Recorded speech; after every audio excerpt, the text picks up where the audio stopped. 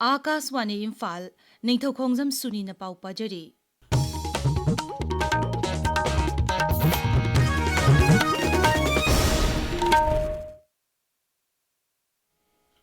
मुख्यमंत्री युमनाम खेमसानगा दोनम मंत्रालयगी joint secretary doctor Bipul Agarwal ngasi मुख्यमंत्री की सेक्रेटरी उनखरे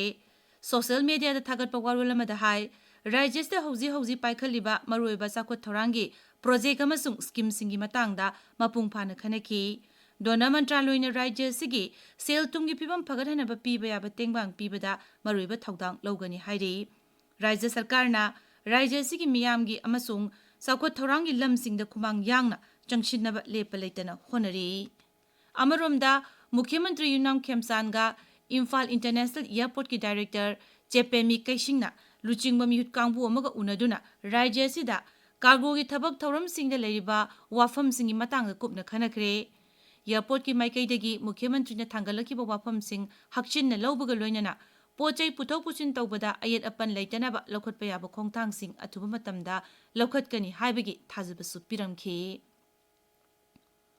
मुसलमान सिंगी सेंगलबा कुमै ईद उल जुहा हयेंग पांथोकलगनी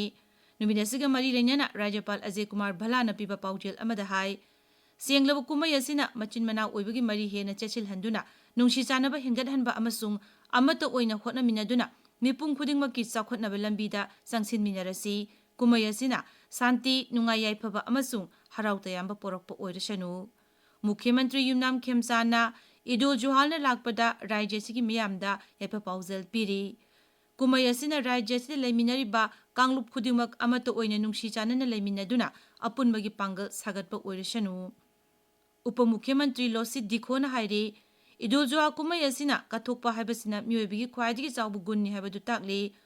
प्रोफेट इब्राहिमना ईश्वरना अपामबगी मतुंगिना कथोखिबबु निंगसिंगदुना मिपुंग खुदिंगमंगना कथोकपगा लोइनना अमतो ओइना नुंशी चानना लेमिननबा लंबी चटमिनसी एमएलए थौनाउजम बसंत कुमार शेख नुरुल हसन ईद उल जुहागी याइफा पाउजेल पिरकले मणिपुर प्रदेश कांग्रेस कमिटी ईद उल जुहागी याइफा पाउजेल पीरी शिवसेना मणिपुर प्रदेश नसु कुमै असिगा मरी लेनना याइफा पाउजेल पिरकले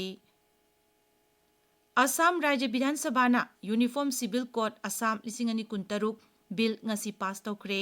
बिल असिना लुहोंगबा मदि खाइनबगी केस यावना तोंगान तोंगानबा केससिंग कांगलुपकी खेतनबा लेतना चप मानबा आइनगी ओइबा जना कांगलुंगी मखादा वायल बिचार चथनबा वाफम यावरी असमना बिल असि पास तौबा भारत की अहुम सुबर राज्य ओइरे मसिगी ममांगदा उत्तराखंड अमदि गुजरात बिल असि पास तौदुना चनबा हौख्रबनी इंडियन कोस्ट गार्ड गुजरात की मुंद्रा समुद्र खोंगबांदा एंटी स्मगलिंग ऑपरेशन चथबदा कोकेन किलोग्राम 135 फगतले हाइरे ngaksel मंत्रालय की पाउना हाई एंटी टेररिज्म स्क्वाड अमसुंग इंडियन कोस्ट गार्ड की अपुनबा कांगबु अमना थीबुहुंगी थबक चथबदा यामलबा कोकेन सिंग अदु फाखिबने मालेम की कैथेलदा कोकेन सिंग असिगी ममल चौरांगना लुपा कोटी 1,000 हेलबा याय हाइरे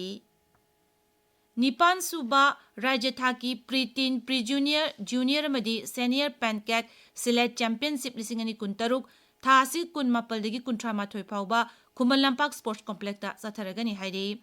मणिपुर पैनकेक सिलेट एसोसिएशन नसिनबा चैंपियनशिप असिदा इम्फाल ईस्ट इम्फाल वेस्ट थौबाल बिष्णुपुर कक्चिंग अमदी मणिपुर पुलिस यावना